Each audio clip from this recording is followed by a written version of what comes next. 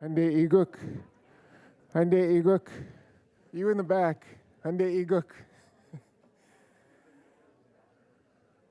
All right, let's get this started. Yake tutat. Anyat kusani. Sanait la dit aulang. Amagan shlak. Simigiget. Tratnis newsum. Lachishu. Sagop ada ade. Awa da.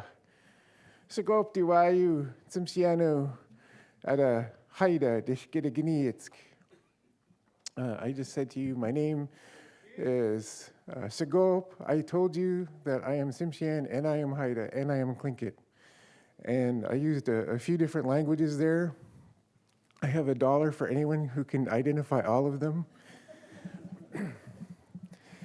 So welcome to the third and final day of the Sharing Our Knowledge conference. Of course, we have the thing tomorrow, but this is the final day of our presentations.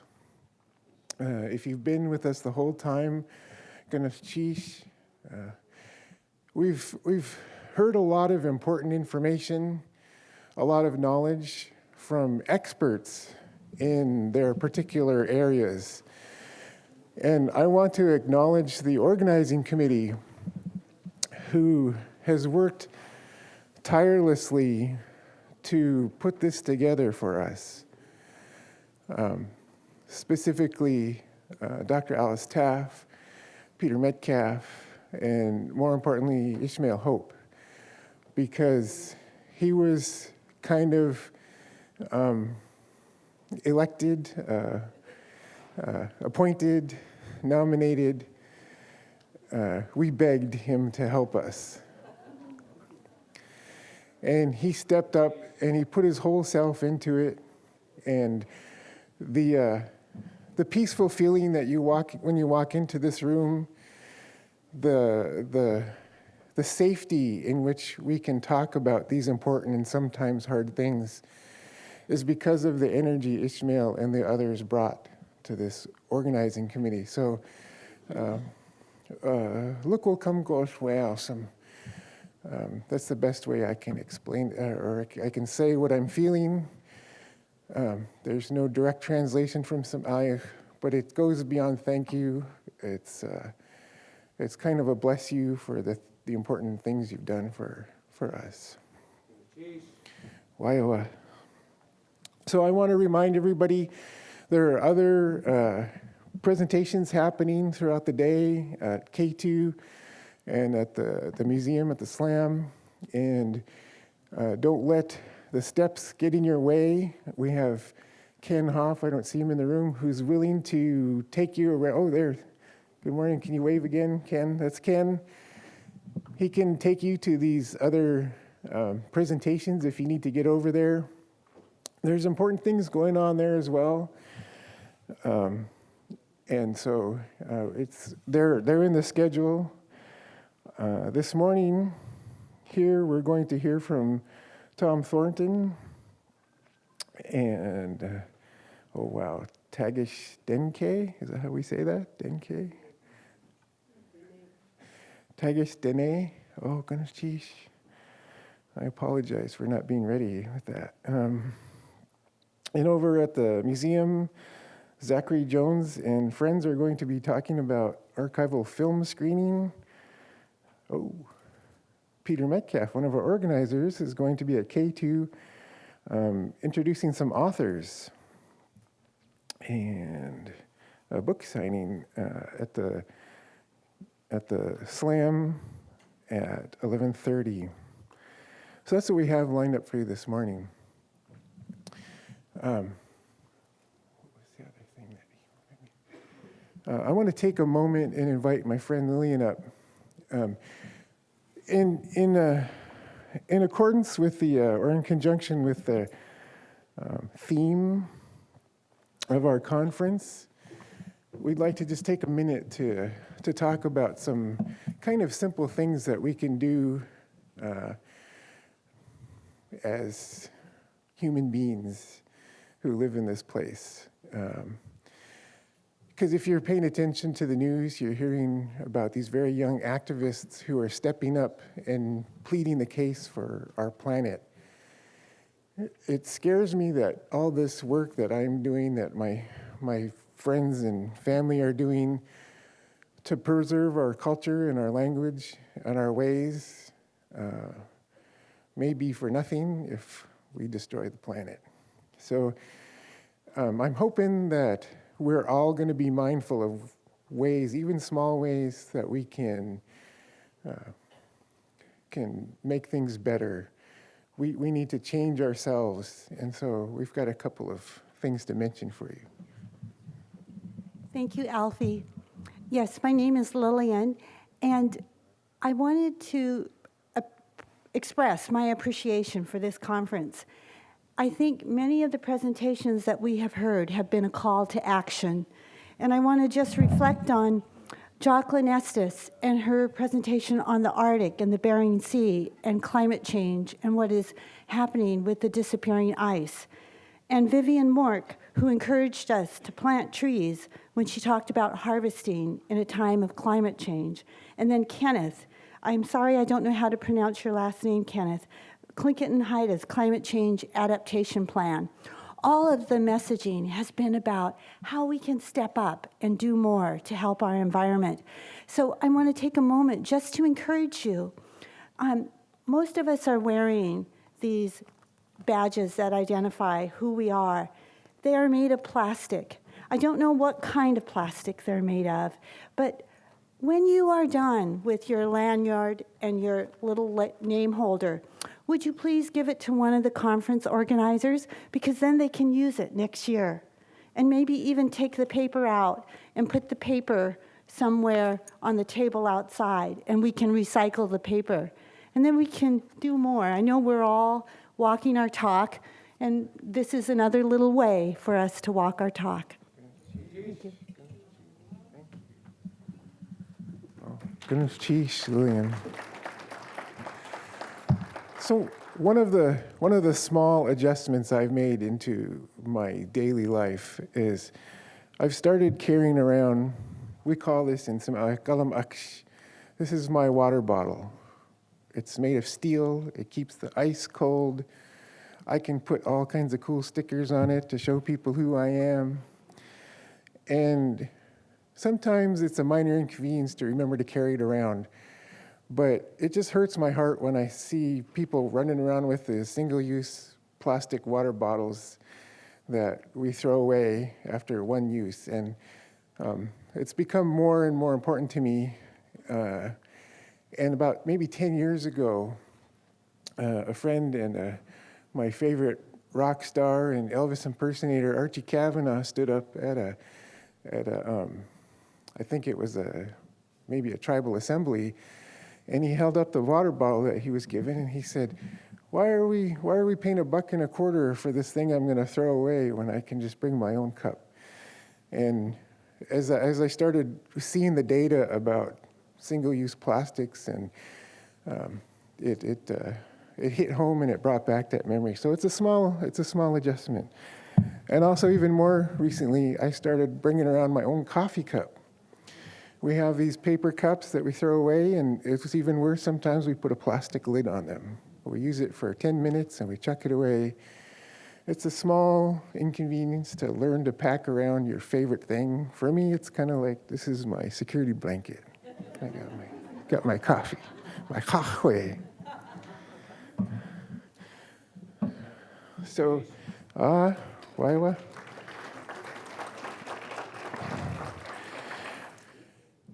So I want to also mention, in your schedule, in your program, it lists the sponsors who have contributed to make this happen. And so it's good for us to acknowledge the people who have saw value in what we're doing here today and contributed greatly, including Gold Belt Heritage, the Alaska Heritage Institute, and several others. I'm not going to read the whole list, but I also want to thank Gold Belt Heritage for making these evening presentations. I was really honored to be part of the language healing ceremony and talk about our work in Somalia. and my teacher and friends, Giljade, talked about Haida. And so I was just honored to be part of that. I hope you've been able to attend these last night. There were 5 dance groups that came in, and I was super happy that 2 of them were comprised solely of children or young adults. And as we all know, that's our future. They're up here singing our songs, speaking our language, introducing themselves in our languages. Luhotka Goru, my heart is full. And I especially hope you were here last night because I was in most of the dance groups and I had a lot of fun. So my voice is a little froggy this morning. All right, so before I bring my friend Sam up to introduce our first presenter, we were reminded that we need to begin the day in a good way with prayer. And usually we would bring an elder up to offer a prayer, but I decided that I wanted to do a little thing. And I'm going to sing a prayer song in Nishka. And it's a language very closely related to Somalia from Canada up the Nash River. I was given permission to sing this song, and it's used very much as a prayer. It was created by a chief, a clan leader who was about to face a room full of lawyers fighting for his land. They were there to take it, and he went in by himself, and he created this song. And so we use it for times where we need strength. We use it for times when we're grateful. We use it for times when we just need to connect with Semoiga de Laha, the Creator. Waiwa. Waiwa. Doixit nin samogit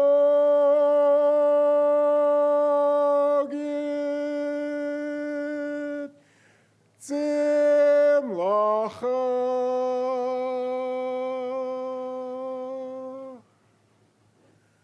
Doixit nin samogit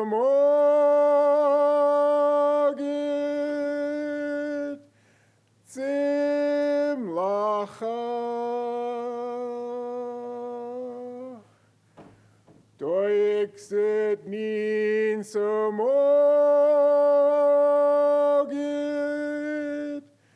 zim lacha.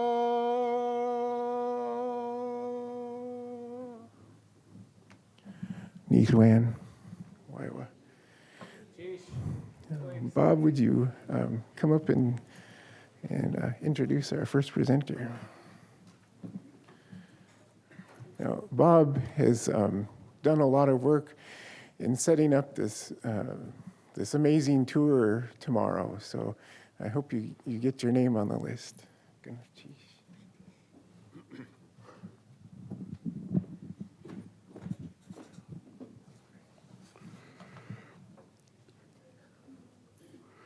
Well, good morning. It's definitely climate change with the beautiful sunshine outside. It's an honor and a privilege for me to introduce Dr. Tom Thornton. I've known him for many years, but I would also like to say that he's was given a Tlingit name. His Tlingit name is Yanji Kach. It's a very fine Kagwantan name. And so it's very appropriate for me to introduce him because he's my father's people. And as an opposite clan, it's very appropriate for me to introduce him. I'm very honored, Tom. Dr. Tom Thornton comes to us from Oxford University, is now serving at the UAS Dean of Arts and Sciences.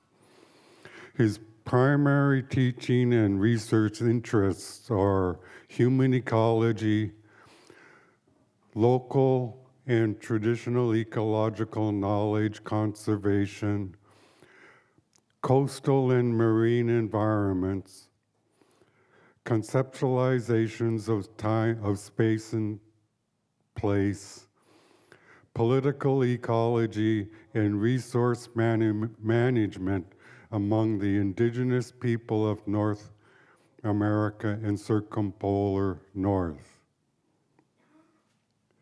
I'm not going to read the rest of it. He is a wonderful human being, and please enjoy the day and feel good about each other. It's an honor for me to introduce Dr. Tom Thornton. Tom?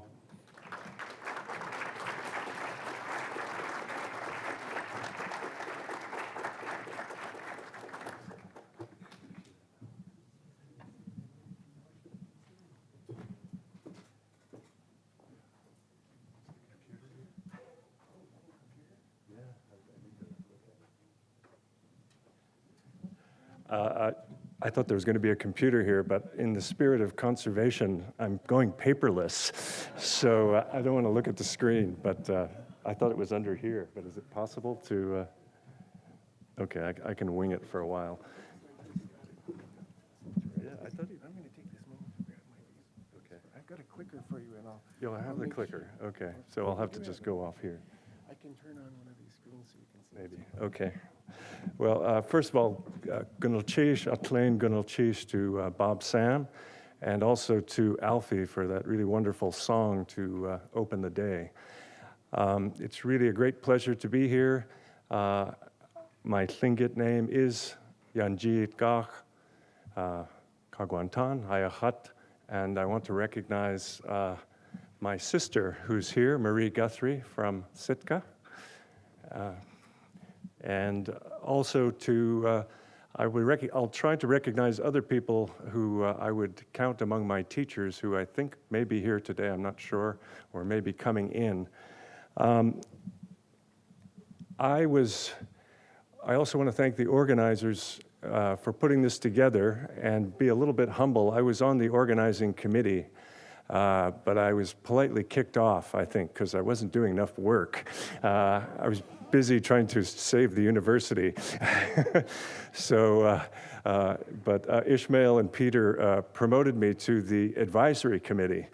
And I said, well, what does that mean? Do I have to give you advice? And he said, no, don't worry. We'll come to you when we need advice. So they haven't come to me yet. So, so that means things are in good hands. But I really do appreciate all your work. And I was at the very first clan conference, believe it or not, back when I was young. And Andy Hope, who really was the progenitor of this Sharing Your Knowledge conference, was the kind of person that if you were a young person and you showed up, he'd say, why don't you give a presentation? You know, why don't you share what you've got? And he would invite you and bring you in. And I was terrified because, you know, you're in front of the elders, you're in front of the people you're working with, who in some cases have given you the information, you're trying to represent it in a different form, and it's very challenging. And I must say, after 20 years, I still have that feeling. So it is the most intimidating audience because there's so much knowledge in the room. And then, of course, when you approach something like narrative, you're doubly jeopardizing yourself because, you know, narrative is always subject to interpretation. A lot of narratives belong to particular clans. And so the way I want to talk about it is really just to say that narrative is a really, really critical aspect of climate change adaptation. So that's my overall message. And boy, I really wish I had my thing to look at. But to put it in a little more detail, stories of previous environmental change are relevant today. okay? And here in Southeast Alaska, where we have perhaps the most dynamic landscape almost anywhere in North America and the world, and where we have people who are long-lived, more so than the Arctic, if you believe in archaeological evidence, longer lived in one area of dynamic environmental change than anywhere else in the world.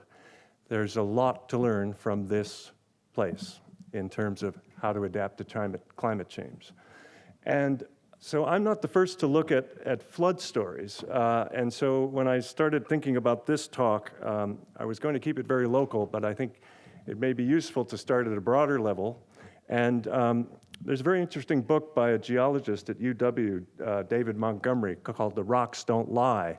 And he's a geologist, and he became interested in flood stories in part because he realized that a lot of the early geology comes out of theology. And it was efforts by theologists essentially to explain Noah's flood, the Great Flood, as the Great Flood. And it led in some cases to some pretty advanced thinking, just the way in astronomy, you know, the Copernican revolution came about through basically trying to figure out what theology was telling us about the solar system. It was the same thing with geology.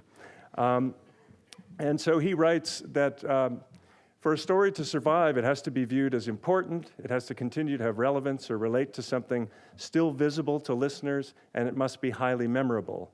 Stories of the Great Flood satisfy all three criteria, particularly in flood-prone regions, okay? So we'll talk a little bit more about his investigation, but I think another point that I want to make is that good stories provide opportunities or frames for continuous reflection and social learning in changing circumstances. And we know that Raven stories, for example, do this, and that's one of the reasons why they continue to be transmitted. And also, stories of the Great Flood hold relevance today, both locally and globally, as concerns climate change, resilience, and adaptation. So that's my main message.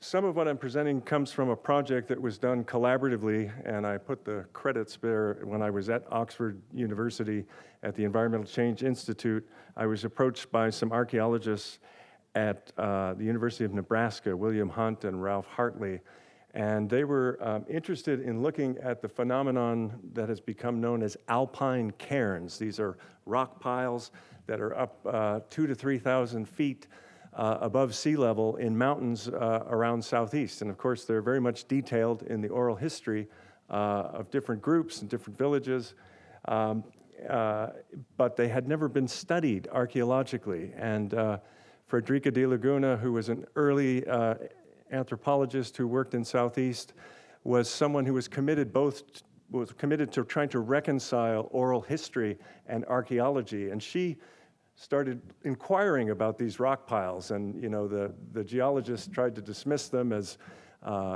just cairns for wayfinding or glacial erratics or other geological phenomenon. But really that answer didn't add up, and she sort of left it as a curiosity, saying, these things are associated with stories about the flood. We really should look more deeply into it. But one of the problems with rock piles is that they're hard to date. Because they don't have, carbon remains like a piece of wood or something. You can't do conventional carbon dating. So part of the team in this study was a guy named Bruce McCune at University of Oregon and his graduate student, Nijma Ali, and they were lichenologists.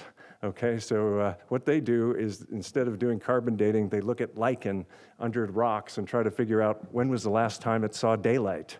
And by that, they try to age how old these things are. And the short of it is, and there's a whole study on this which you can download if you Google alpine cairns and University of Nebraska. The short of it is, it's kind of hard to do this work, and it's also controversial. Sitka tribe, who authorized the study, was quite careful to say, if you remove a rock, we want you to put it back exactly where you found it. And so they did that, but they did take some lichen samples, and they got a huge range of dates, but most of them lay between 400 and 800 years. But these are only one kind of rock formation, and the lichenology has a big margin of error, so I'm not sure how much we can take away from that, except that these are pretty old rock piles, these ones by Sitka. But anyway, I was tasked with doing some collecting of the oral history, and so that sent me back to reread a lot of Tlingit literature on flood stories. And one of the sources in Sitka that I thought was shown to me and I had read earlier but was reintroduced to it was something that Charlie Joseph Sr. said. And I want to recognize his daughter who's here, Ethel Mackinnon. But Charlie Joseph Sr. said, and this is recorded in the Dauenhower's book, Hakustai, my grandfather, Shiaku, would tell about Angaslaku, the great flood, when the world was flooded.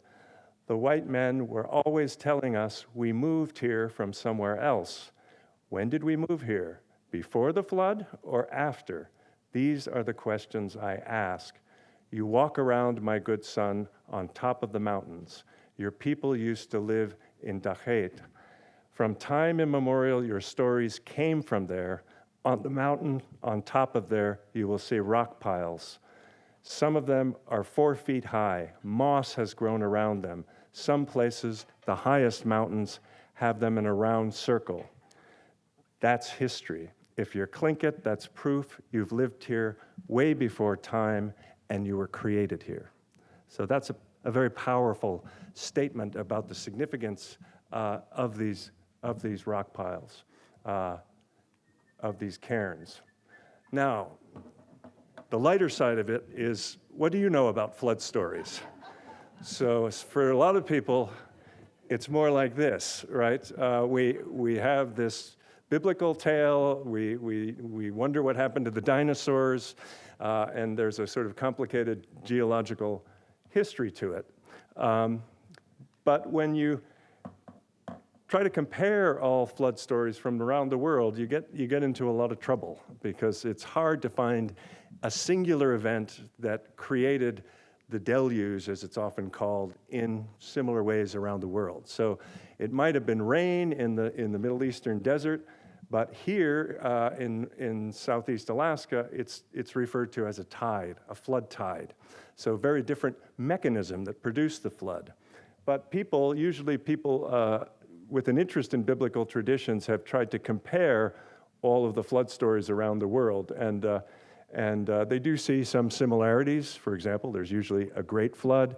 There's usually a boat that's made, and people escape to high places like mountaintops, and someone survives to tell the tale.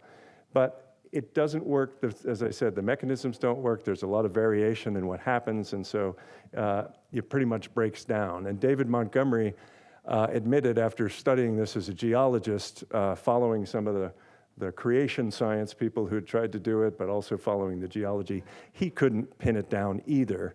They might have found Noah's flood in the Middle East, but it's not the same one as here in the Northwest coast, or at least not the same mechanism.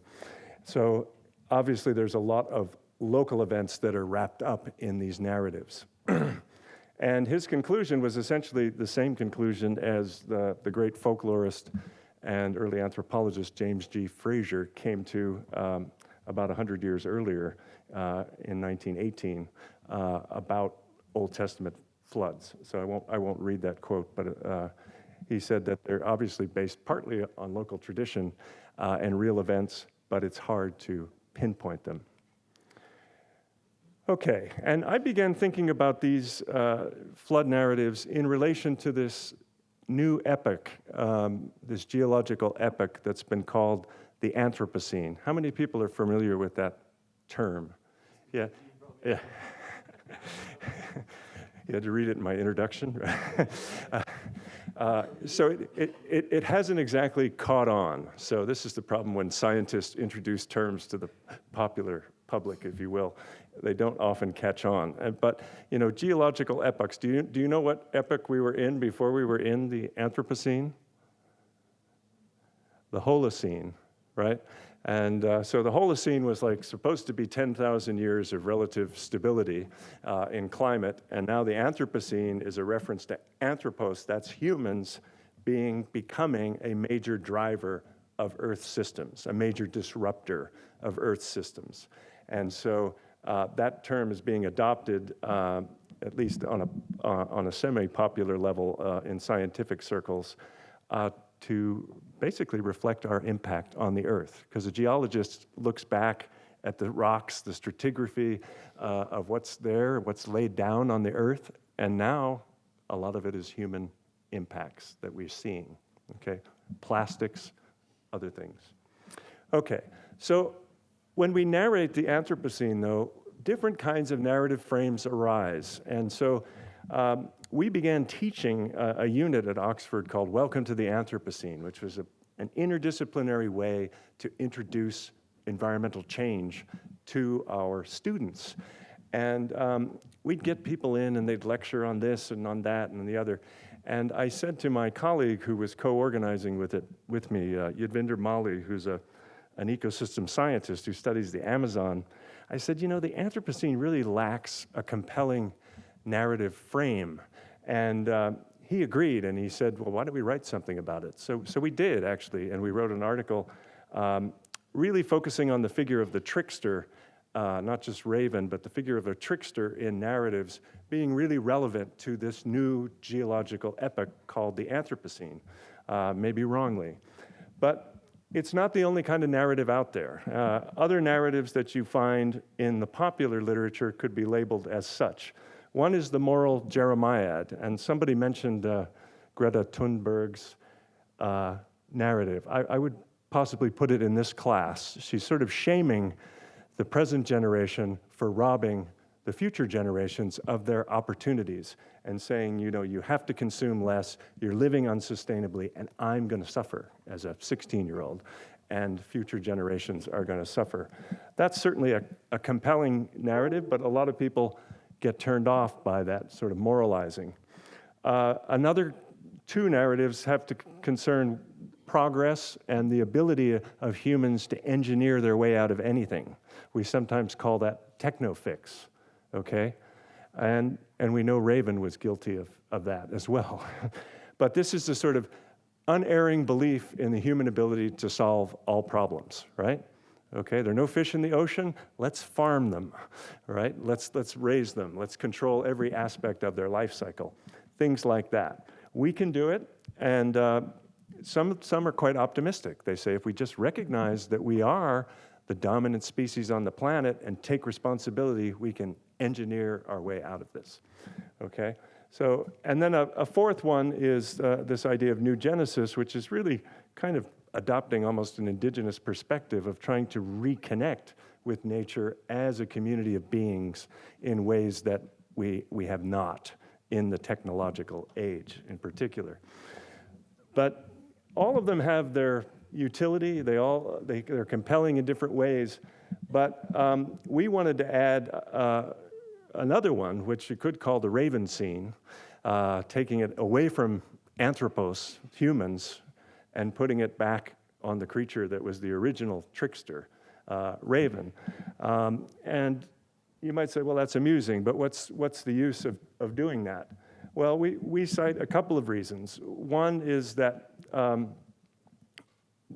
Raven is, and we talk generally about tricksters, but I'm going to focus on Raven here. He's the witness and the source of many of the greatest changes in the Earth system, including the Great Flood, the release of the sun, the theft of and distribution of fresh water and fire, the regulation of the tides, and so on. He is not a god.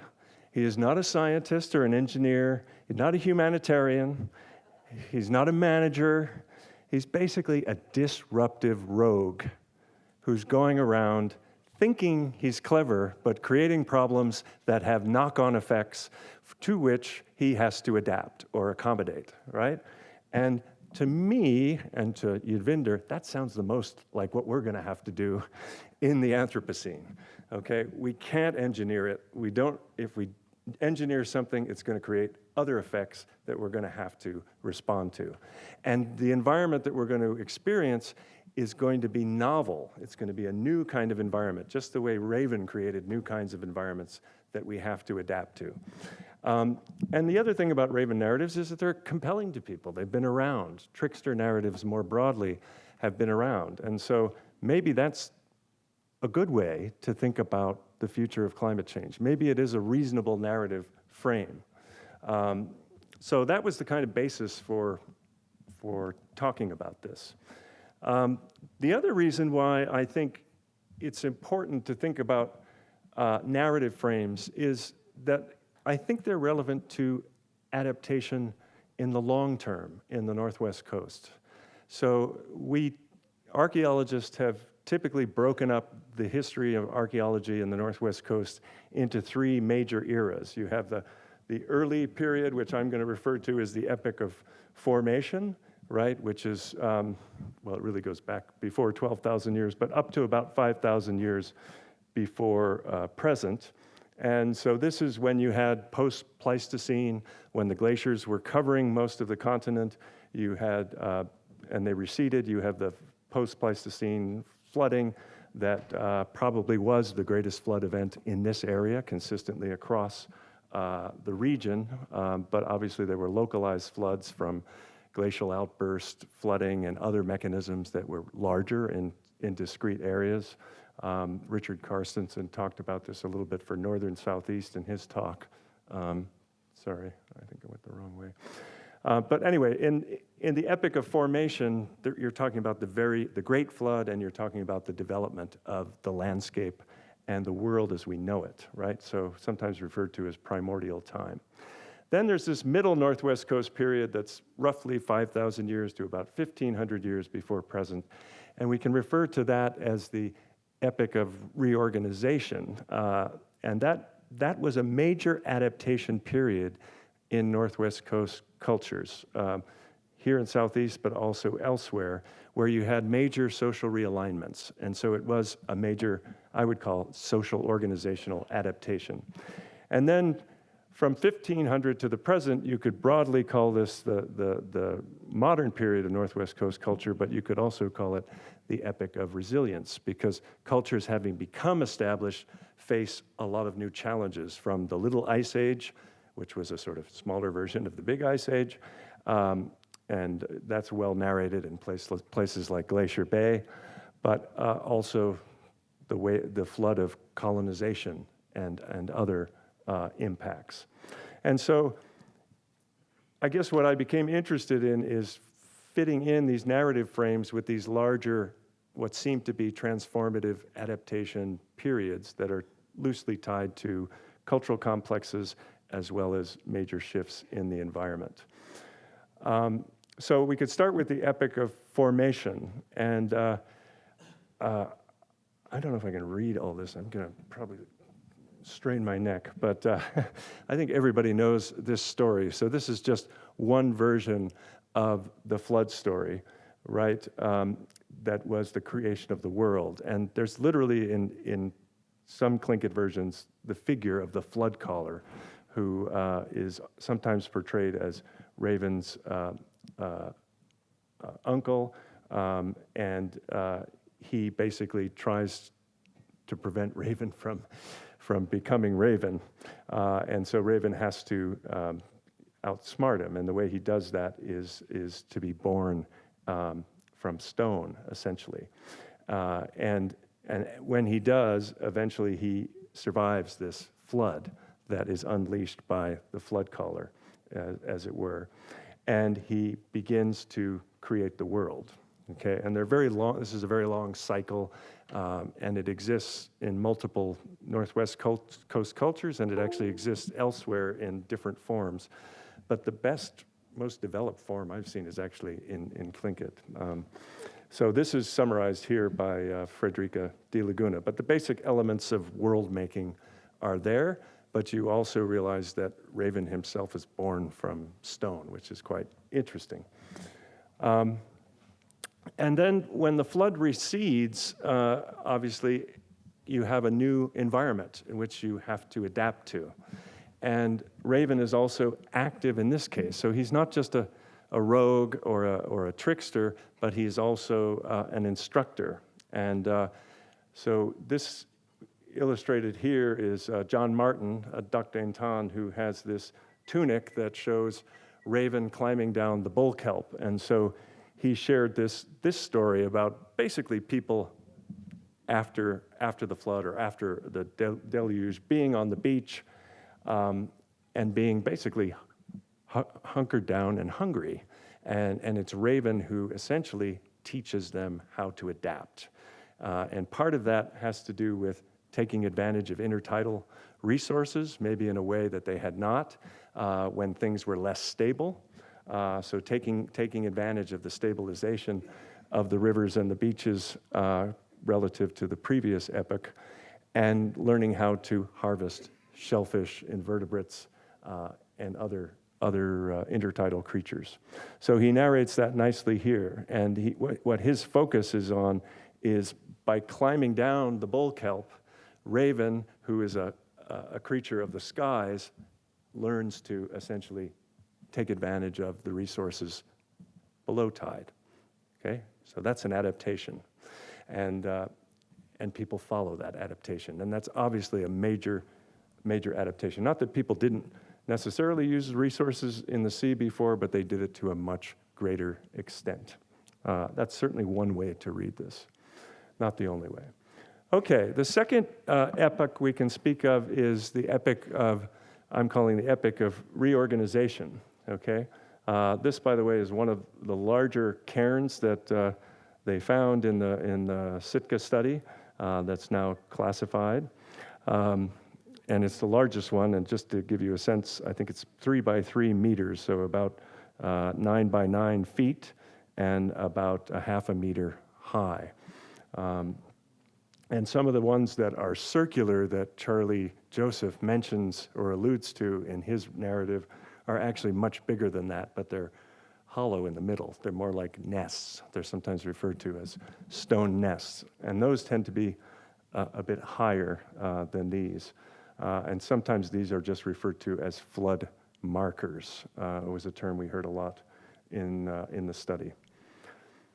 Okay, but how do these flood narratives that you might call later flood narratives that are not the original flood, not Raven's flood, or the flood of Raven's birth, how do they tend to be narrated? And generally, they tend to be narrated locally. And so most villages have flood narratives, and they have mountains to which they retreated, and those mountains become sacred. And one of the ones, I was looking for one that's fairly condensed, but has kind of a lot of the elements in it, and this is one from Cake that was collected from Peter Grant in the 1940s by the anthropologist Viola Garfield. But he says, my uncle, Saha, I think you pronounce it, said the tide came only so far and then doesn't go down so far then each time it came up. It came up higher, and the people knew it and got ready to save their lives. Put things in canoes, and each woman tied spruce root lengths. In southern Connecticut, it was cedar bark, together into long rope, about 4 to 6 inches thick. Tides go down and canoes are dry, but each time they come up higher to the mountain. And he names the mountain, and her orthography was strange, but when we did the place name work, actually with Harold Martin in Cake, it was identified as Aina Shah, and it's in Port Camden. So that's the mountain. And so they went up there, they built a boat, canoes, took them up there, and he says animals tipped over some of the canoes. Bears tried to get the canoes. Mice also came above the tides and bothered people at night like mosquitoes. The big rock is still there. People tied their canoes. This is another theme. People tied their canoes with this thick rope to the rock. When the water came to the mountain, it did not cover it, and the people were saved. And then the water began to go down slowly. Very many people drowned. Large uprooted trees destroyed canoes and killed people. Few were saved. All were like one family during the flood. The separate tribes really started after the flood. A family reduced to one man moved off and married somewhere else, and then a new tribe was started. When the tides came down, everyone came down to their places, and people could not make fire or get fresh water. Small children died. Finally, the land was dry, and rain gave them fresh water, and the people start to live normally. After this, they went back to all of the old places, Security Bay, Hamilton Bay, so forth and so on. So it's a fairly detailed account of what happens, and who else is in this retreat and what the consequences were. They're devastating consequences in terms of loss of life. But in some of the narratives, people retreat into the interior, and we know about those connections. I'm sure the folks from the interior can speak to those of certain clans, particularly like Daklowedi and Deshitan, that are there, and others that are related, because some of the clans retreated at that time into what's now the interior, and then later made their way down. And when we did the place name atlas, there's a narrative there from Johnny C. Jackson where he talks about people did not come back to the villages until generations later, after our grandparents had replaced each other, I think is the way it translates. And he says that they recognized some of the old places, but some of them were no longer habitable because of all the changes. So, that's a major disruption, on the order of the original flood in Raven's case, and you basically have to make new villages, have to make a new world. So those are powerful, powerful narratives. Then this is supposed to be the third one, sorry, it says two, the Epic of Reorganization. So after this, people, first of all, give a lot of credit to mountains. I heard this phrase, the mountains save people, and a number of times when we were doing the oral history research. For example, from Mabel Jack in Angoon, she says, these mountains saved a lot of people. My father just said during the flood, he didn't say which year, but Hood Bay Mountain, where you can see it real clear, it's like a rocket in terms of its shape. From the way he talked about it, he says there was still a rope there around the face, so you could literally see the rope. And of course, De Laguna documents that, but she didn't go up there, and of course you're not supposed to, and you're not supposed to point at these mountains, otherwise it can bring bad weather or bad luck, and it can also cause these remnants of petrified rope to disintegrate. So, but at the same time, the mountains are commemorated, so you have that in Daklowedi history. They commemorate the sacred mountains. You also find it, I think it's Nanya Ai in Wrangell, also take one of these flood mountains, and there are others as well. So that's first recognition. And the other thing is that people began to recognize their connectedness, their multi-local connectedness as clans. And one of the most powerful narratives that we heard in this study was talking to the late Cyril George from Angoon, and he was on the Raven side. He was Beaver Clan, Deshitan, Kakwedi, but related to Daklowedi. So these are two of the clans that migrated into the interior and came back, and he actually talks about how they came back together and they helped each other, coming down what I think is the Stikine River, going under the glacier. So he relayed this oral history, but also noted that some people didn't go under. Some people went over the land, and other people actually went back into the interior. They didn't want to go under the glacier, in the hole in the river. And so they went back and stayed in the interior. And of course, that does correspond to oral histories of clans that have the same name or have genealogies that trace their connections to the interior.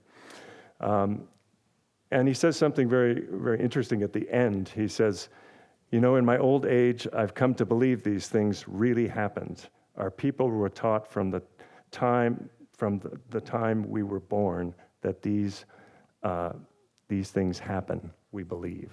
And so he was very strong on that idea.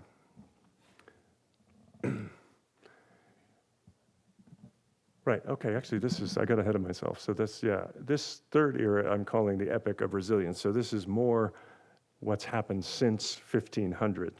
So, and there's a few pictures here that are maybe worth mentioning.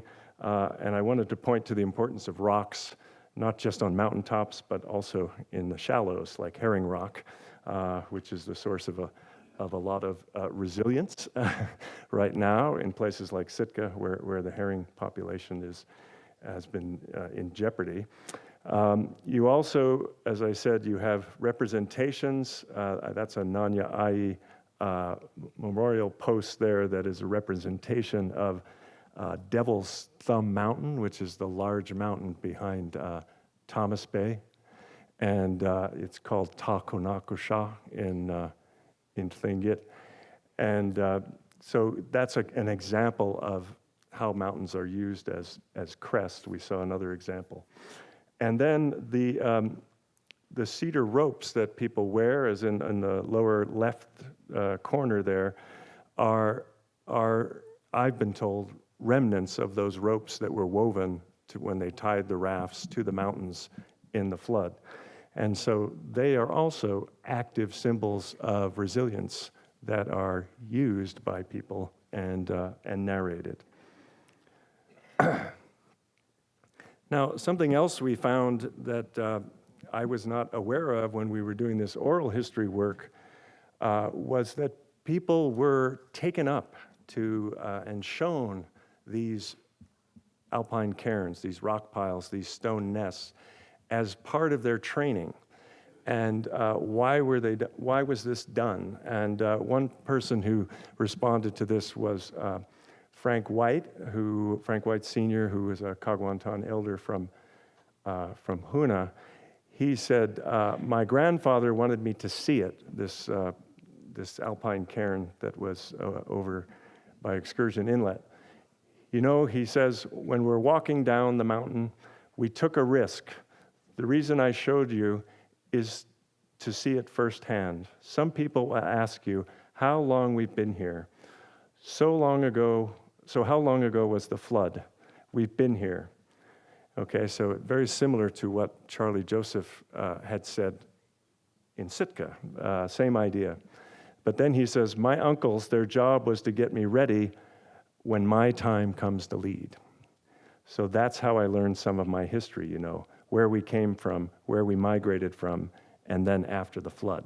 But interestingly, what he says about the flood mountain he was introduced to is people did not survive because it wasn't high enough and they were totally inundated. So it's a different narrative than what you find in Cake. But it's a narrative of resilience in the sense that you can learn from both examples, where people did survive and where at least localized people did not survive. So they didn't go high enough. But very interesting that he was taken up to see that in an interview I did with David Kanash. I don't know if he's here. Is David here? No? Okay.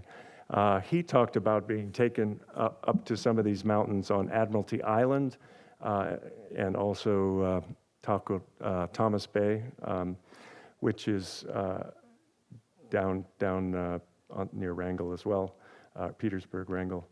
And he said that his grandparents would take him up there and they would talk about what happened during the flood, and they would tell them the stories in situ, in the places.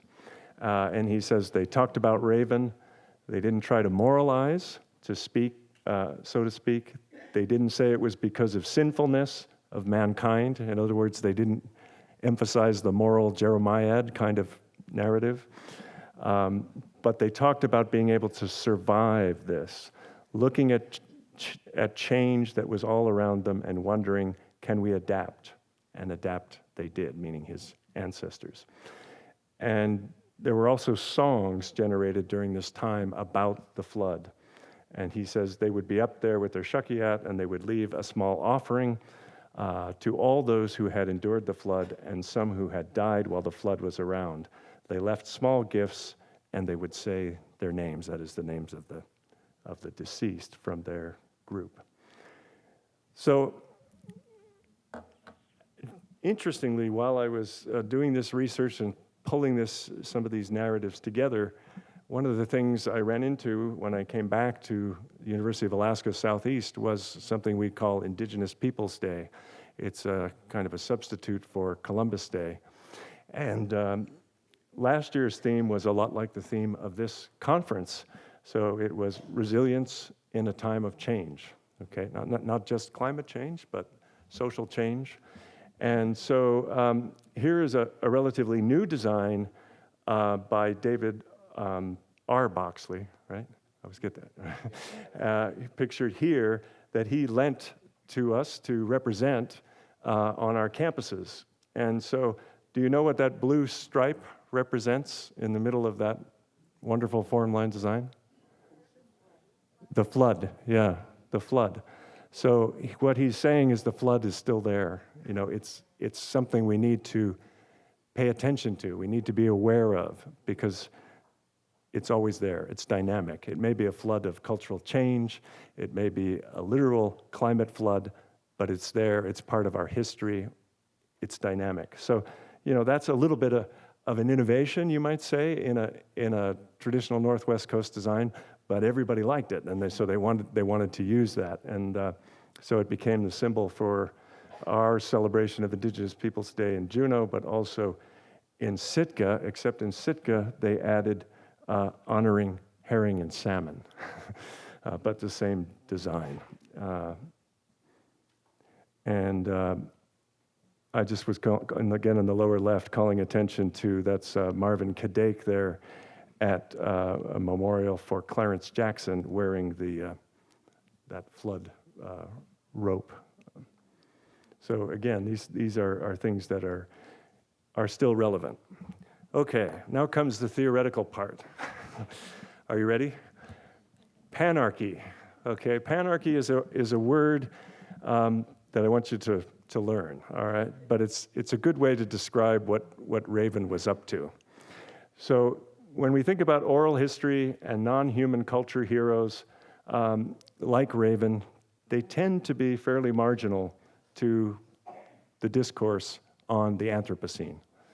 It's all about us, about humans, right? What we're doing, how we can engineer our way out, or how if we consume less, we can do better. Only that New Genesis narrative really talks about reconnecting.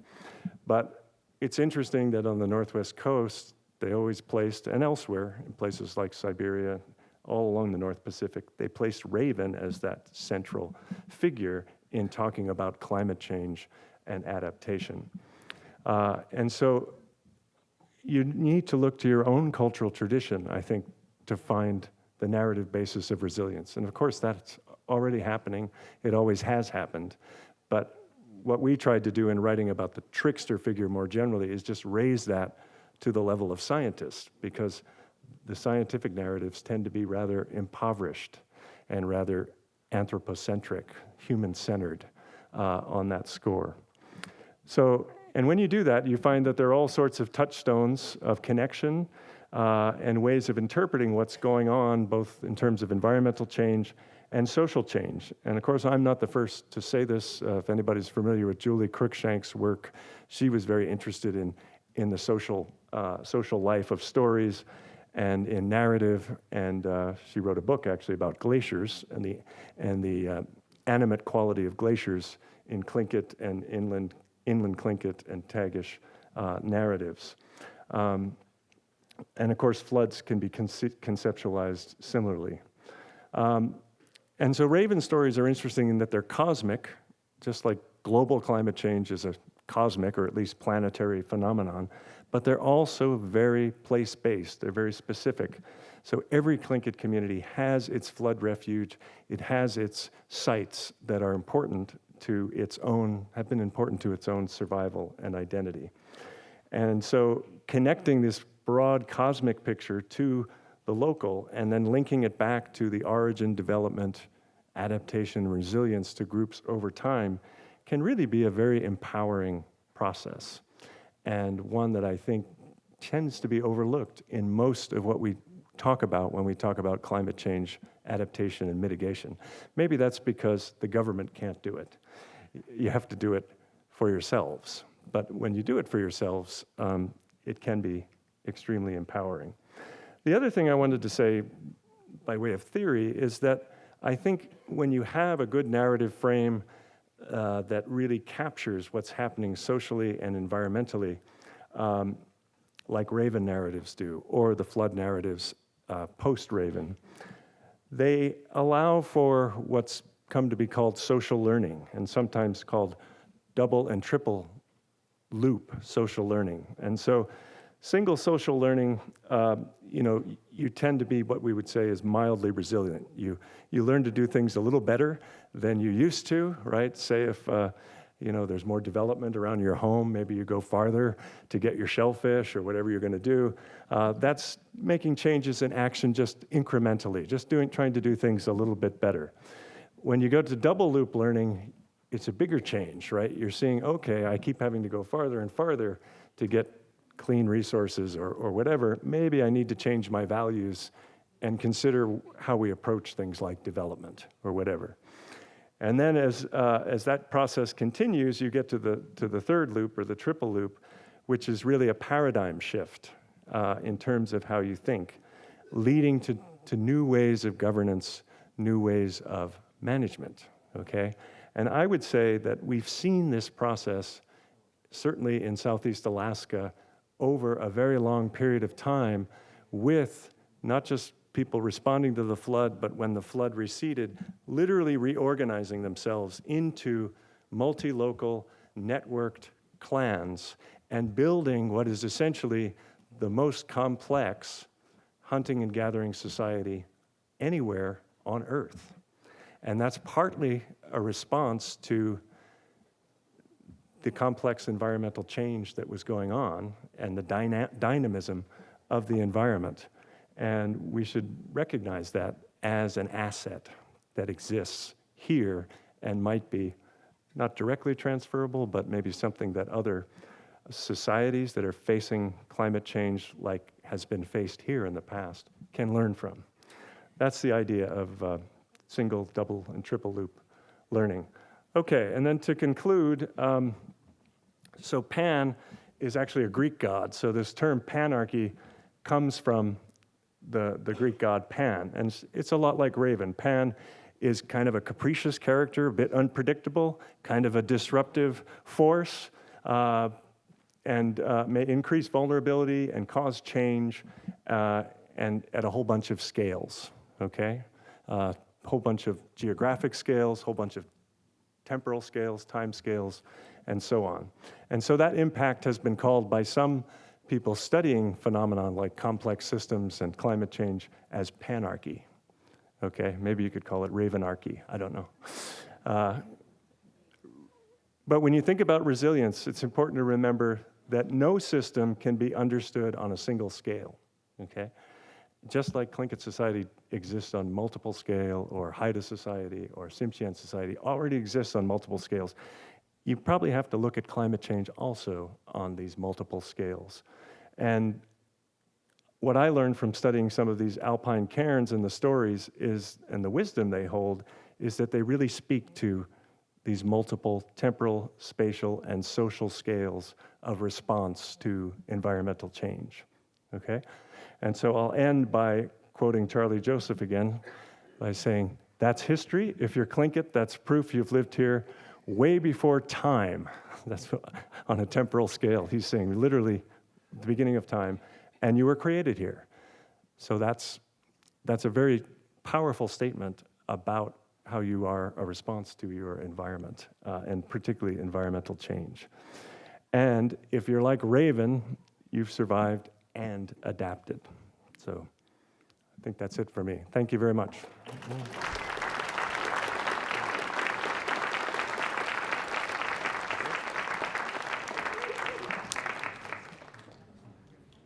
I didn't know who So I don't know, I've been asked, I think I made an error in one statement. I attributed something to Nanya Ai because I was going off script, and I think it was actually Taf Kwedi, so that makes more sense. It's Taf Gunakusha and Taf Kwedi, but I think I said Nanya Ai. They have a different sacred mountain and a different symbol. So, but I don't know if somebody knows that history that wants to speak to that. But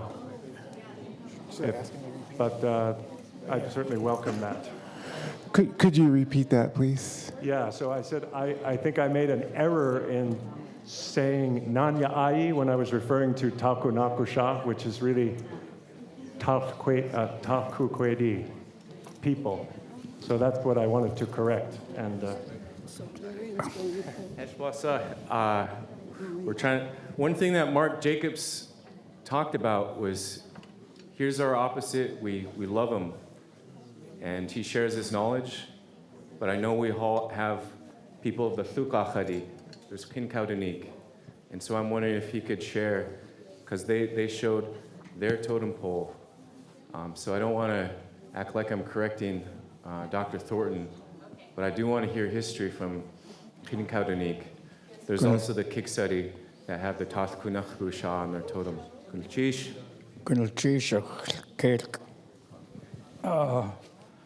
Talkunuskusha yewu to Sauguncha, where there was some mountain. Talko was the name of our clan before we became Tlukahadi. Our name came from Wrangell Narrows when we moved up to Klukwan. But Mr. Thornton is not listening to me. Just Yucatan Kaha. Talkunulkusha is one of our atus, or what we claim. Yasha. We migrated from Stukeen, and we also came from Tlukak, Wrangell Narrows, and we all moved up north and some south. But we moved in different areas, is the way Austin Hammond, my clan leader, tells a story. And how we became Tlukahadi is when we moved up into Klukwan. When we sat out in the water before they invited us in, and the clan leader on the beach asked us, "Gudak sawe Johan? Tlukah And then shorten the story, it says, bring your boats ashore. It's a smooth land here, shore. And they asked him again, and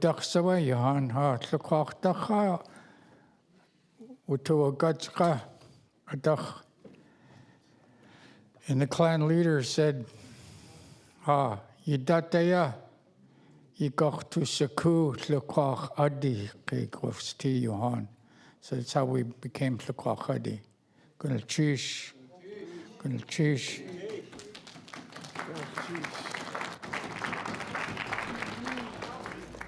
I'll be back.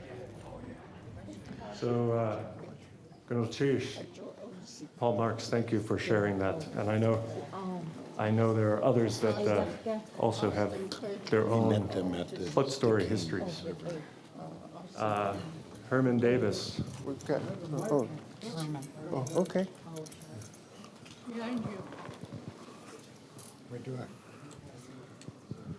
Oh, thank you. You know, the only flood that I know about the flood is the one in the Bible. But I just wondered, did that flood affect the whole world or what? Well, I think at a broad level, it did. If you look at the end of the last ice age, what they call the last ice age, the last glacial maximum, when that retreated and there was flooding, from a geological perspective, there was flooding in many parts of the world, but how it manifests is different. So, there wasn't an ark, for example, in every case, but in many cases there was a boat. So I would say there's some evidence for widespread flooding across the earth at various times, but that's the one that's usually cited as the greatest. Oh, well, I have to admit that I've never heard any stories from our elders in Sitka about a great flood.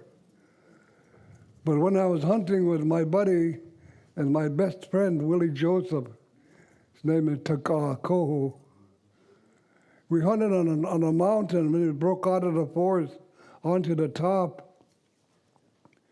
we started walking to the other side, and I saw a triangular shape of rock pile. And I said, "Hey, Willie, look at that." And I started running towards it, and to see what it was. And I was just going to put my hand on the rock, and he said, "Oh, by the way, my buddy Willie Joseph gave me a nickname, called me Hoyman the Joyman." Anyway, he said, "Hoyman the Joyman, don't touch that." Oh, I jumped back real fast. I said, "Why? What's going on?" And all he told me was that, "Do you remember the story of the great flood in the Bible?" And I said, "Yeah." Well, that's where it stops, right there. But I also heard story of whale bones being found at the foothills in the Sitka area. So now you just mentioned the Ice Age. Are we going to have another great flood with all the iceberg glaciers melting? I wouldn't want to say we'll have another great flood, but localized flooding because of active glaciers as a result of climate change is already happening. So here in Juneau, we have a phenomenon next to Mendenhall Glacier of glacial melt and glacial dams, glacial melt filling up a basin and then overgoing essentially what's a natural dam and flooding parts of the Mendenhall Valley. So events like that are already happening around the world as a result of warming, generally of warming. So I think you can expect at least localized flooding, and then there's general predictions for sea level rise, which vary according to models, but they can be as much as 75 feet, which is not as much as the end of the last ice age, but it's enough to wipe out a lot of our coastal cities. So that's part of the concern for climate change, as I understand it. Yeah, I just saw on your screen there a place in Sitka Sound where there was a rock pile. But I found out later when I mentioned it in Sitka, there was a gathering there that all the way down from the coast, all the way up here is the same way. They were marked by rock piles where the flood stopped. Yeah, I don't know if you remember, but I interviewed you for this project about 6 years ago. But you spoke of them as flood markers. That's a phrase we heard from a lot of people. Well, I just, I'm having a hard time with my health. I'm deaf in one eye, and I can't see out of my other ear.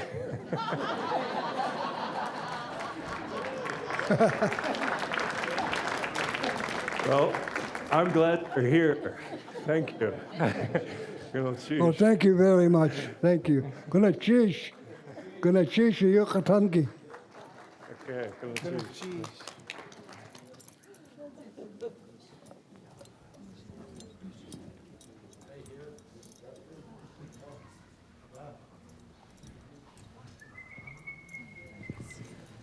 My humble apologies for a breach in protocol, but I'd like to give Kingis a chance to respond. I'd like all the eagles to stand up where you're at right now. All the eagles, please just stand where you're at. gonna cheese take line 80. A cheese has ganach 80. A cheese go has the kach at the. A class lease go has duck dain tan. A da canoe go kicks at the. A sunny has Stacy tan. Slay 80. The cut you han, yes, yesiti Yuhan ye tuwada chawa atwutusiku. Yuhan ye tuwada atwutusiku yak achantan.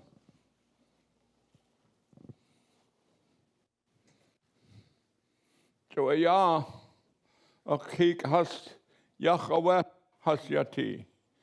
Yathan has. Achlatsi nich hasiti. The tlakawa ach ein yan has uhans. Ach tuasi gu yes yesiti ye in kachwaniki. Yant at ko ach konach katrit ekwas katni kawa ye ach. Gonna cheese, yes, nach, sati, gonna cheese, ho, yeah, when has yakwakai and trakukamu, hasabu has to trisko, has to skasniki, has to eat, has to skasniki, has to dakanuku, has to skasniki, that's sini, hakusachani, woods in, hamusti, ya on plain kak atrawe hatuasi gu yidu ay khwan ye qachtu sakai ay gi ye gay ye jna awe ha shukai yati yidu ay khwan yat was ku khwan yat was ku khwan dark night tewi at u ku yach Aka awake ha gochlatzin. Gonna cheese, ye diachaka. Long ago, when somebody would do the kind of thing that was done today with respect to the Raven stories, we would never ever let anything happen before we would say thank you to the people that the stories belong to. And this was the reason for our language, to know who our father's people are, to know the kind of things that they went through and how they are able to bring those particular accounts to us. And that's the reason they called us Anyat Kusani, Anyat Kusani, because we survived a lot of types of disasters that come upon a people. And what I said briefly here, may the bringing of these stories that were brought here be like the survival regarding the flood of a variety of different values and thoughts and ideas and ways of living. That flood has come upon us. And so what I said, be strong grandparents and grandfathers, grandmothers, but fathers and Plinkets of the Raven, we need your help. The flood is on us. It isn't just thousands of years ago. Think about the flood that is on you. And it's not just Tlingit people, it's every human being that is here. There is a big flood that is happening on this earth. And we don't want to be, pardon me, Kiksadi, be like the frog sitting in a pot where the water is boiling and it just sits there and sits there. We have a flood. But there could be a different kind of flood, Ravens. A flood of love, a flood of kindness, a flood of encouragement, a flood of cheering for each other, a flood of happiness, a flood of being able to do what we're capable of doing as human beings. Slingit ani aya. And normally what happens, I would have been the one to speak last, but I'm doing this so my brother can remember it. I'm going to let him speak in the last for us, because I love this man, Dakan. This man is always coming by me and talking to me, always, and sharing his heart. So I want him to do what he knows how to do well. Gunalchish, Achishas, Luquachadi, Qachadi, Achlil Kos, Luknachadi, Daktain Tan, Sani Has, Deshi Tan, Ishki Tan, Chatlik Slain Adi. Yahweh, a dayuk ailliat yade, ya yil shkatni kadad, tal quedi, sanij, kuch, chatlaukayan dis cajun, tal quedi ayachat, to a kardeko shichet, yuk tal quedi ayachat, chatlik way you hustian, yewa hayati yaidat uhans too. Shangu Kedi Khasati, Yud Kuch nach Inanach, Ayisatino Hansu Chatlik Wehayati, Achegun Chishe Daituka, Achishas, Yiltikatish Katnigi, to Ade Yudzidakia, Hain Kaitlinigi, Gunalchisha, yeah. Thank you very much. Ho ho. Yeah, well.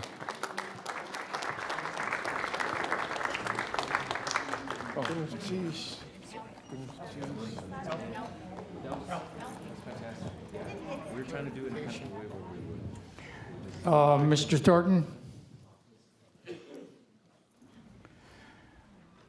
we were told that we were all one clan at one time. And I've heard where some of our people stem off to, which are other clans. I won't mention them at this time, but I think there'll be a time when it can be mentioned. You know, we all want to know our migration stories. And some clans have come forward and shared with me and saying, we have the same migration story as you do. But I just want you to realize that also wanted to add that Toskanutkushan, the clan that you mentioned, I believe we're at one time one clan. That's why they have the same history or the same at'u. So I just want to thank you for your work. And, you know, sometimes it's very difficult for us because we know our stories differently. We understand our stories. And I think being Tlingit, I would rather believe what I believe than some things that have been recorded. And they're hard to change once it's put down on paper. But as I understand it, Hashigenya is a creator. And when he was born from the girl, he was still Hashigenya. And when he was a child getting the moon, the stars, the sun, and the daylight, he was given a name, Raven. So, you know, that's the way I understand it, and that's the way I want to believe it, and that's the way I'll keep it in my heart and mind. And I don't, sometimes it's hard to say things because, you know, you become a target. But what is a creator? It's a God, right? You can go like this or like this. Either one you don't, either one you believe.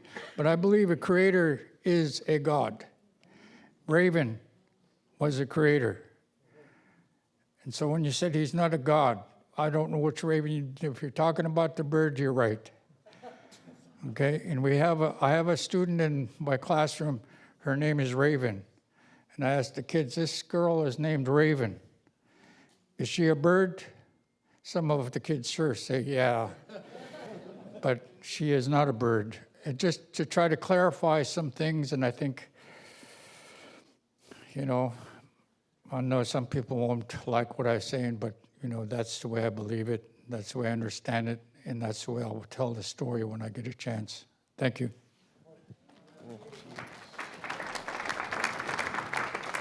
So we're cutting into the next presenter's time, but I'd like to beg everyone's grace. We've got a couple of more elders who have things to say, so I'm going to proceed accordingly.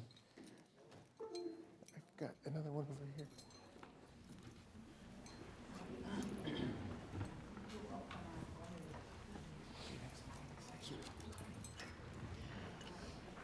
My name is Kawagani Shah, and I'm from the Kagwantan.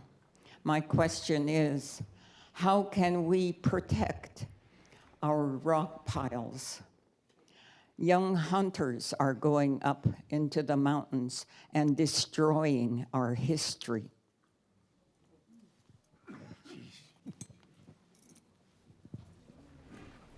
Yes, I've got It's a couple good elders ahead question. of him, but he's on my list. I don't know the answer. I think the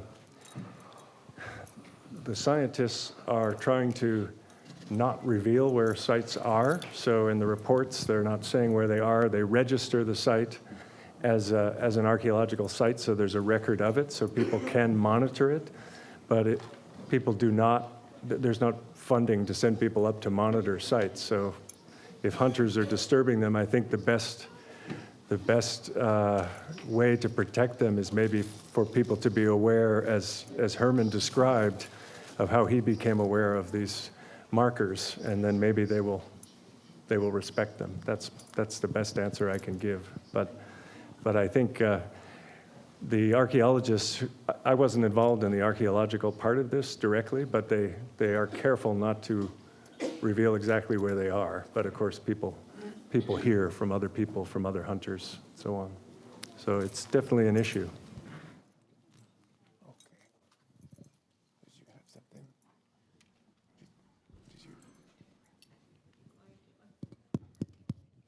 First of all, I just want to say good morning to each and every one of you. My name is Sam Johnson. In English, I'm the leader of the Ishki town. My Tlingit name's Anasahash. And I see you have on the board there a scene where you have talking about sacred mountains. In our area, in Teslin, just south of us, there's a mountain there that's very sacred to our people. First, when the Tlingit people went up there, they discovered there was a raft up there. A raft with the anchor and everything. But people bothered, even though they were told to not bother. It eventually just disappeared after a while because they bothered too much. But we all say that Tlingit people has been around a long, long time. This is why when we heard about that raft, at least some of us did anyway, we wonder if Noah was Tlingit. Thank you.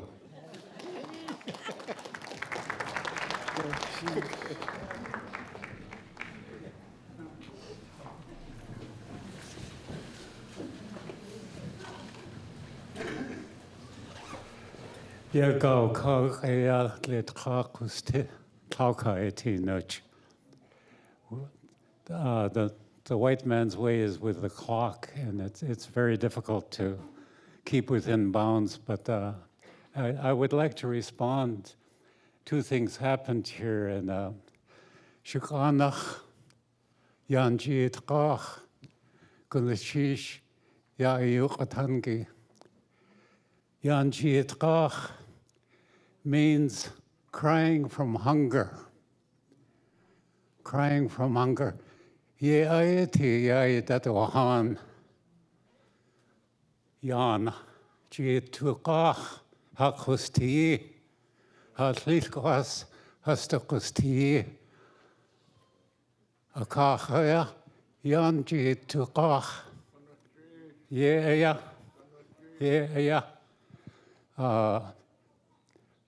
Achish itikanechi, Yan Jituqach, Kagwantan, Kunlachish Yukatangi. Kingiste, Gunlichish, Yukatangi, Teslach Tosh Gujas, Wuyik Tulashi, Yukatangi. Kunach Kundichini to Hanyadat Ikach, Yukatangi, where the Katihan Yat Ganet Kana, Udihania. Ach, twas a Google a cheese you hakai, yeah.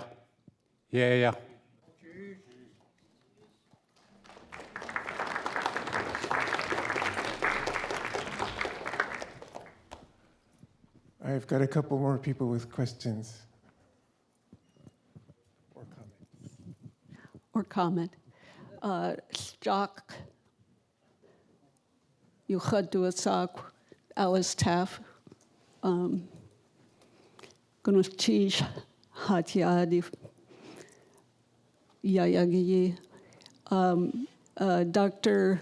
Thornton, I would like to speak not of your talk, but to you to say Gunuchish Tlain for hearing the call at Oxford, one of the world's most revered universities, to come back here where you have roots, to help our university survive the flood that it's now undergoing and wasn't happening at the time that you decided to come, but somehow you heard something Gunuchish.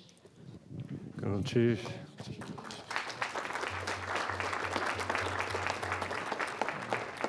Ask your indulgence for one more. Thank you.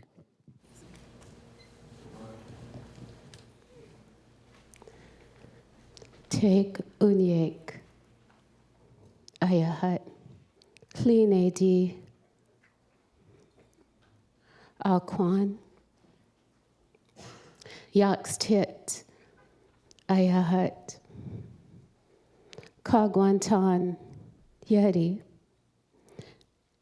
I am still learning, but my heart is the same from generations ago.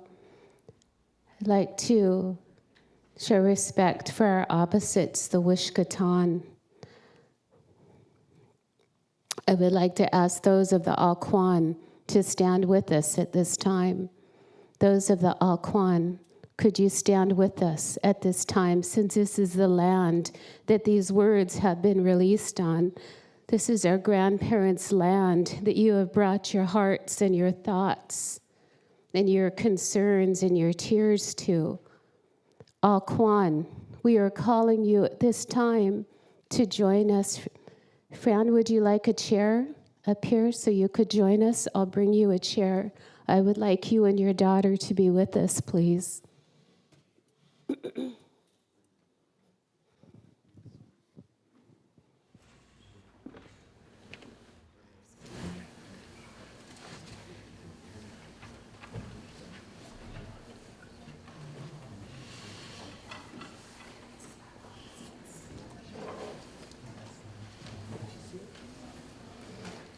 Goodness, so as we are learning at this time and humbling ourselves before you, we would like to recognize our opposites. And I'd like to humble myself before you and ask for assistance as we call out our opposites. The Wishkatan, Yan Yedi, Shankun Kedi, Kagwantan,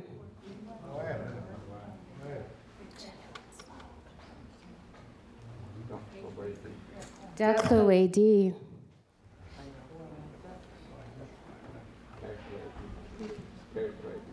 Tekluedi,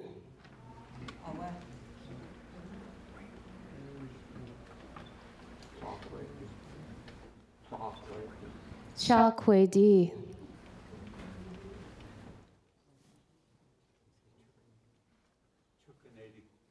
Chukanedi,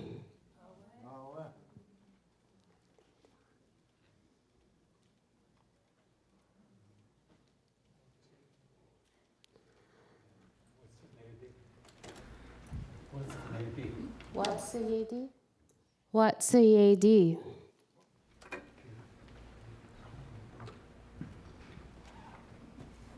and all others of our opposite. Please forgive me as I am still learning. We come before you, and it's good to be together at this time.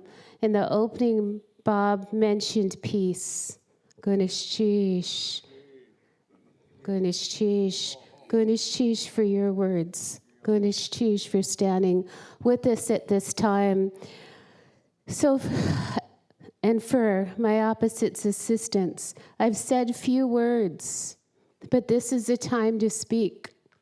As you have spoken of these things on this land at this time, long ago, when the waters came,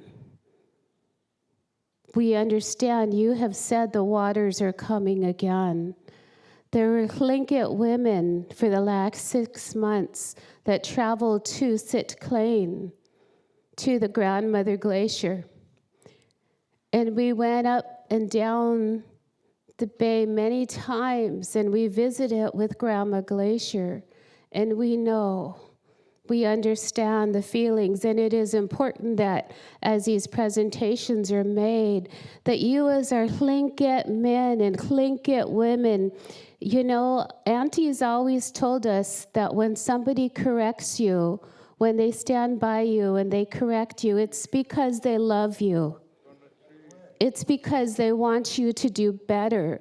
And this is important, that these words are pure, that they are honest, because as the 10 Tlingit women, Mamie Williams, Kari Ames, Mary Jack, Rachel Marino, Leona Santiago, Jennifer,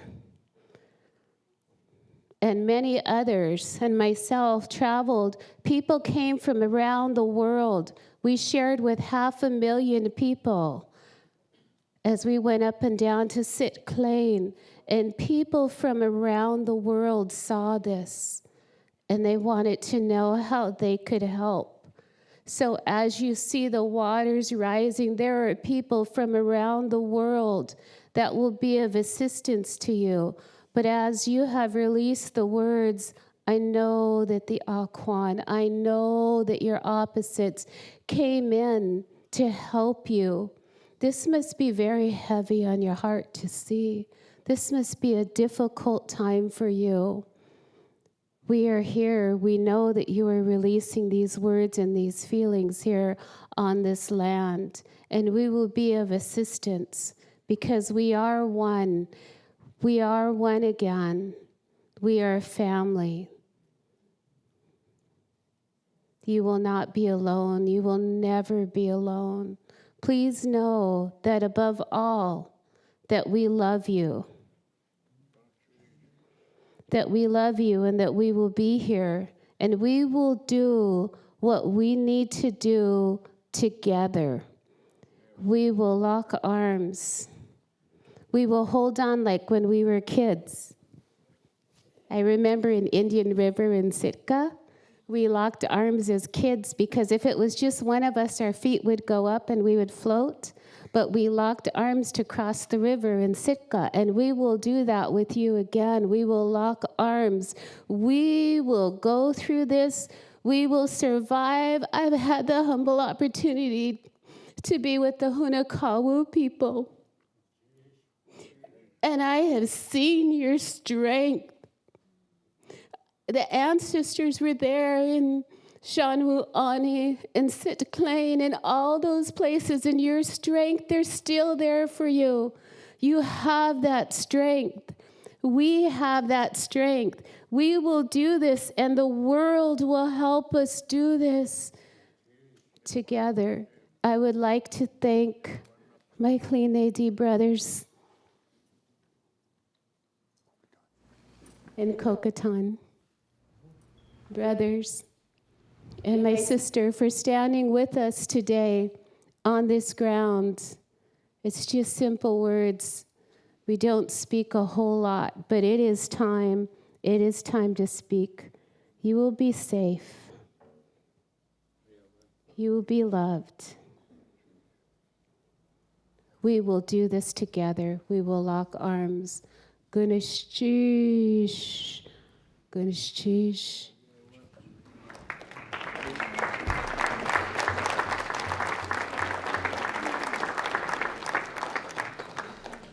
I'm going to be very brief. I'm going to ask my opposites to hold us up.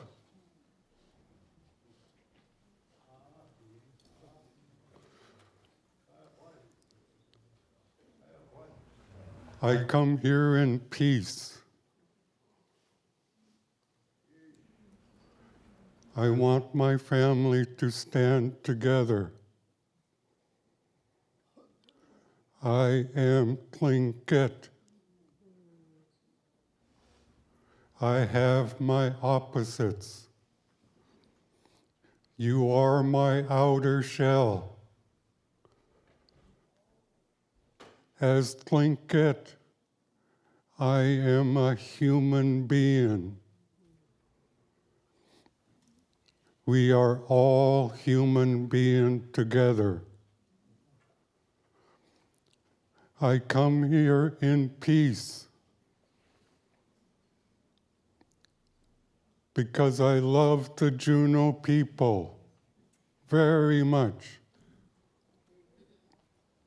I believe in you.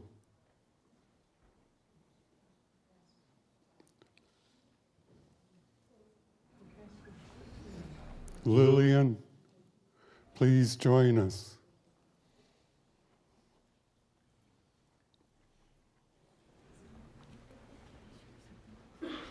I want my opposites to love us, to hold us up.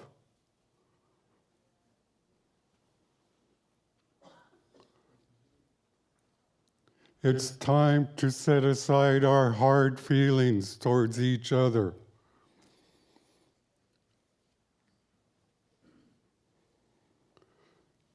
This is the best conference I've ever been to. We have our allies.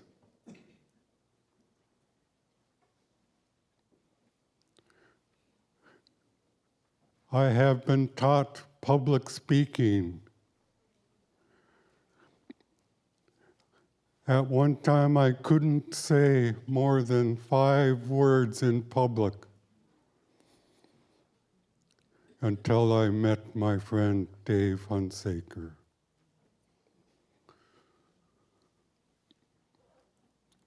I ask for peace.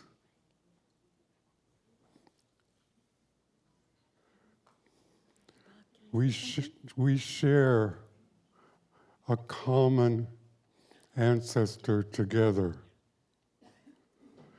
No hard feelings. No. Bob, I need to say something, please. Let me finish. You called me up. Let me finish. I'm asking for peace.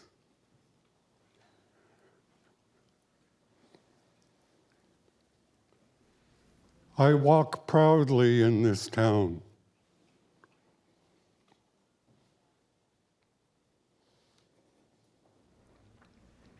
We are Tlingit. We are a God-loving people. God is in our life. It is the love of God and prayer that is going to bring us all back together. I feel your love.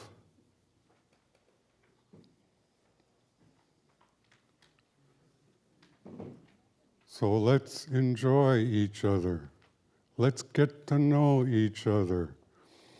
I just want to say today, to share with you, our ancestors are buried here. This year, and for many years, to show my love for you, we've been cleaning up the cemeteries. For this conference, those of you who are Wushkitan, your ancestors' graves are being cleaned.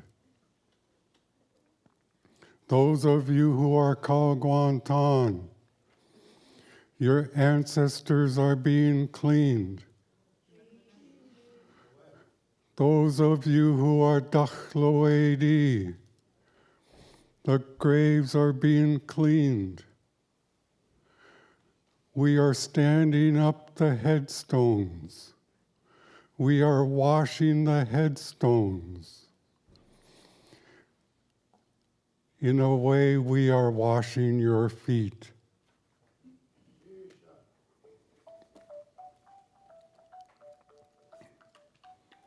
So let's come together as family, as God wanted us to live.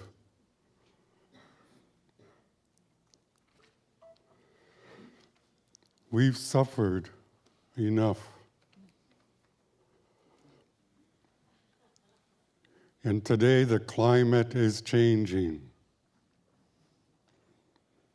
with God's love.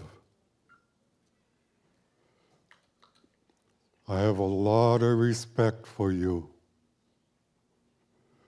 We've suffered enough. And Tlingit people are very strong. But we have God's love with us. So let's share that love.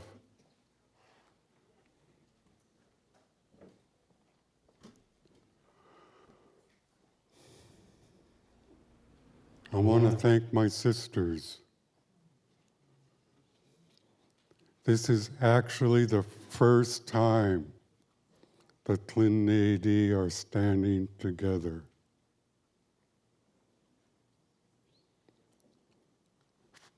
Fran, please forgive me. Please forgive me. I mean no harm to anybody.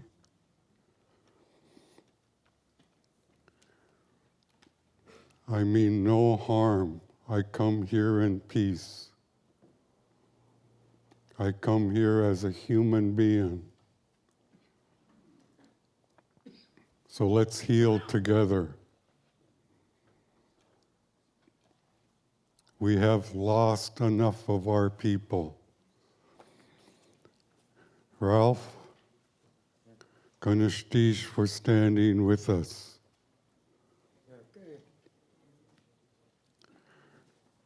This is the most important moment of my life right now.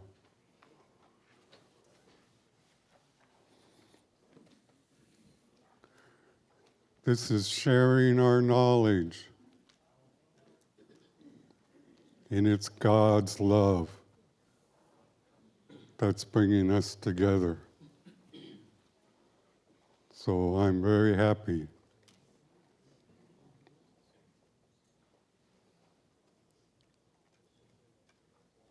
I don't mean no harm to anybody. I'm a very humble man. I don't share many words at all. I'm not really that good at public speaking, but I'm a good man, and I love you all. And I pray every day.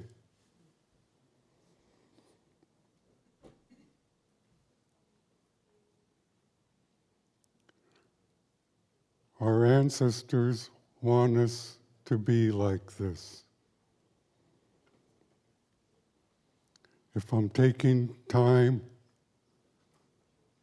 for this very important conference, I apologize. But peace must come. Love must come. And family is the most important thing. Thank you so much.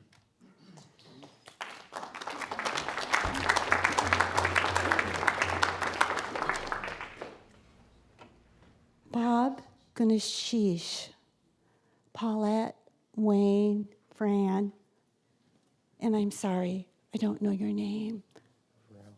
Ralph, Guneshish, your brother? Oh, thank you. Guneshish for allowing me as an opposite to stand with you. If I were referred to Bob in the traditional way, I would call him Grandpa. My grandpa, Willie Peters, 18, Trap House, Plain AD. I am Plain AD Dutch on. So I love my Plain AD relatives. And I have so much respect in my heart for them. I understand that Bob wears a tunic that was my grandfather's, and it's so appropriate that he should, being Trap House, Plain AD.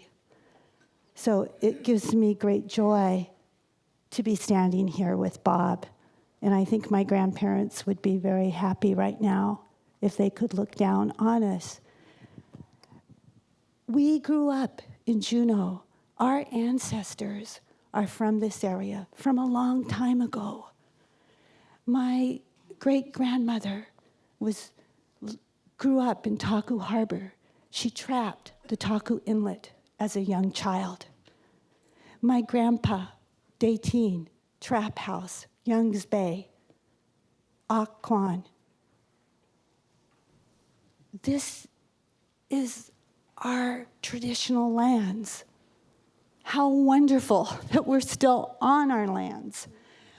I want to thank Dr. Thomas Thornton, Ha'ani. Through reading Ha'ani, I have heard the words of Jake Cropley, Dave Wallace. I have heard the words of Jenny Young. These are the people who lived in this area in the 1940s, and they talked about the extensive use of the Juneau area. At that time that the book was published, the research was done for the native land claims in the 1940s, there were only native families at Tea Harbor. There were no Gleka at Tea Harbor. All of us enjoy the beauty of this land, and we need to respect those who were wise managers of this land, and now we enjoy it. I don't know if Ed Coons is here, but his ancestor, William Coons, Plain AD, if you're ever out at the Boy Scout camp, know that you are on Plain AD land. William and Seward Coons. When he was born there were 50 people living at Eagle River Landing. He had fish camps on Shelter Island for more than 50 years. This is all documented in Ha'ani. Thank you, Dr. Thornton, for helping bring that work to us. That was Goldschmidt and Haas, possessory rights of the Tlingit. It's so important for us to acknowledge our ancestors and their footprint on this land. And it's important for us to be a community. When Juneau unfolded, there was fragmentation in the community. I grew up in the Juneau Indian Village. We were a community. Everyone gave support and love to one another, and we had many parents looking after us. I just learned when interviewing Rosa the other day that they had a house in the Juneau Indian Village at the other end of where our house is. Boy, did that make me happy to learn. At the time that I was a child, Rosa was not living, but I know the Yata hit. I walked by it every day. And my memories of that house, that it was an important clan house. You know, and I heard about Jake Cropley and how his mother and his aunt had a fish camp here where we are at, this area. And yet sometimes the non-Native community doesn't understand our footprint. I've read materials. Barbara Cadiente Nelson shared with me something that the museum gave to our teachers. And it's a pamphlet. And it says that the miners were here first. And then the Native people came. That kind of material should not be shared with our teachers in the school district. I know to their credit, there are other materials that are shared, but it's our responsibility to make these moments of correction. So I just want to thank you for allowing me to stand with you. I truly hope in my heart that this is a moment of healing, because as the people of this land, we have to exemplify that. If we do not act as a community, then we are not doing the greater community of Juneau a service. So it is up to us as the grandchildren of Flane AD, as Akwan and Takukwan. It's up to us to show that we love and support each other like our grandparents did. My grandma and grandpa were Akwan and Flane AD couple when they got married, arranged marriage. I'm so grateful that their parents had the foresight to see that they would be a good couple. My grandma didn't want to marry my grandpa. She ran off to Seattle. She didn't know him. Her grandmother fetched her back. They had a party that lasted 3 days, and they had many, many children, and thank goodness they did. So our ancestors, our grandparents, have modeled for us a way that we should be, and I'm glad that you are calling us to step up and be that family in that community. Thank you. Gunesh Chish.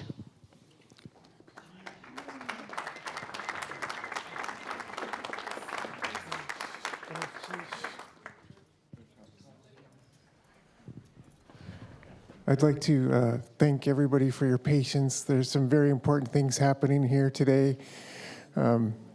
With apologies to the next group of presenters, we look forward to hearing your words, but I think there are some more important things that need to be spoken. So if the organizing committee wants to fire me, then I'll take the heat. Mr. Thornton, Kagwantan brother, right here. I just want to share with you through the school district eyes. I know many of you know who I am. Tlingit Genach, Ka Na Wu Klein, De Kit Latin, Yanwaka, Chakudi Hit Kagwantan. So I just want to share some of the things that you're sharing, and the stories are just beautiful of there was many generations of the light, and then later on the darkness. And in the stories of our elements in the story that maybe it didn't share, but the elements that made Raven strong, there was many ravens. And what made him strong was those elements of steel and of earth and air and wind and fire, the things that made Raven strong through the stories where he was able to put back all the pieces. So I want to share that's what our children, our Anyat Kusani, are doing in the district right now today at Yakuske Dakihidi, but at many of the schools. Our Indian studies people, our staff, are supporting this movement of change that is happening and understanding. I got a curriculum that's sitting on the desk that's all based on what we're doing here today. David Katzik is one of the families that is helping in some of this, and Britta and Val and Barbara Cadiante that are talking about the change in the carbon and our waters and our oceans. Of course, 80% of our animals and living things are in the ocean, you know, and in our stories talk about even in the beginning to where there was many generations. The woman of the tide was doing fine. She had her husband and the tide was doing great. And Ganuk, he wasn't hoarding water and things were doing just beautiful. The woman under the earth that when things were wrong, she would shake the earth like you felt last night real late. I don't know if many of you, but then the darkness came. The woman of the tide lost her family. You heard it in the story, where that's why the woman of the tide was sad and things weren't going right and the tide wasn't moving and Raven had to come over and give love to her. Ikaya Kwan, everybody relies on you to go to the beach. And then of course Ganuk too. Why was he hoarding this water? So I just want to share you that the kids, I'm part of the Juneau Commission of Sustainability. I've been on the commission for almost 4 years, going on 5 years now. So you see all the plugins that are going on, all the VA, the electric cars. You got the bins, the recyclable bins. We have plugins. Our ships are plugging in. The sustainability that's on these ships. I did a tour and looked at their technology. Their sustainability system on these ships are doing way more intense sustainable systems on that ship than we have in Juneau. The water that was going in there where they were changing their dark water into clear water, I drank some of it right off the ship. It was 0.00. And so our children are at the school. They're learning about how to grow plants. They're learning about composting. They're taking inside the building that's inside and they're recycling the plastic and all these things.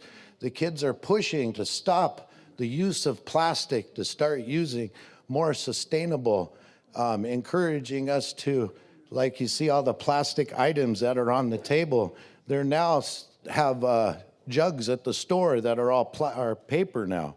So you can throw them away and recycle them. So I just want to encourage the gentleman that was speaking, and just to let you know that our kids are working hard. We got kids that have ideas that are very high, and these are our Alaska Native students that the thinking that's going on in their minds right now is our future. And these kids are smart and intelligent, and they're going to figure out how to make these changes. So I just want to say thank you, and to everybody, Ikaya Kwan. And also just to share my lineage. My mom is Pauline Abbott. Her mom is Edna Fulton. Her mom before that's Paulina Lena Paul. And her mom before that's Mary Jack, who is married to Sitka Jack. So I'm Kagwantan on my mother's side, and that's who I am. My responsibility goes to my mother's side, is to Kagwantan. We had 8 houses. That was Kawakani Kitan. And the Shark people and the Tequedi people were part of that group of people that migrated together and have a lot of history that's connected. I'd really encourage what we're doing in the school also is studying the migration of human being. And it's very beautiful. You can watch our footsteps. Our children see your footsteps, our footsteps, when you start looking at the migration, the ice age, all the spearheads and arrowheads that our people used, all the tools, and you can see exactly. You can flip a chart right through over each one and see the truth and the real migration of human being. It's just beautiful. And just to let you know that our children are learning these things and working hard to uplift you guys. And my lineage shares that I come from Klukwan, Sitka, Yakwan, and Anahut. And he was a caretaker of many villages. And I would really encourage the knowledge people that are here to start looking at. Let's look at Klukwan. You could look at how many houses of Kagwantan are there. Do you go to look into Huna? Before they burned, that the whole front row and the whole was all Kagwantan. You go to Sitka, all the front 3 rows of Sitka were Kagwantan. Huna or Angoon, there was Kagwantan. Here in Juneau, there was Kagwantan, Wushkitan. They were a collected family. There was 8 of them. Ganeshchisha.